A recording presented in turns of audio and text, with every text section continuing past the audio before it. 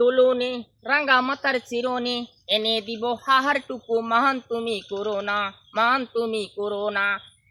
একদিন এই ছন্দটা লিখছে বিদ্রোহী কবি কাজী নজরুল ইসলাম। তার মেয়ে এসে জিজ্ঞাসা করলো, আব্বা চিরুনির অপর নাম কি? আব্বাই বলল পারুল।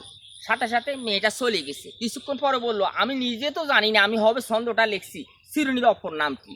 এই কথা বলে আমি তো একজন কবি, আমি এখন কি করি? একটা মিথ্যাবাদী আমি হয়ে যাব সারা পৃথিবীর কাছে কবি হয়ে। মেয়েকে না আমি বিবেকের তাড়নায় আবেগে বলছি, বিবেকরে আমি কি করব? বিবেকের তো বিচার হবে আমার।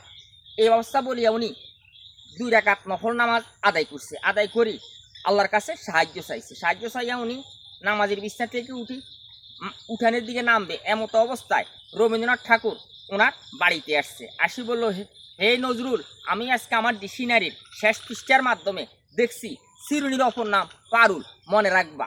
সাথে সাথে কাজী নজরুল ইসলাম বলল, আল্লাহু আকবার, আপনি বড় মহান, আপনি বড় মহান।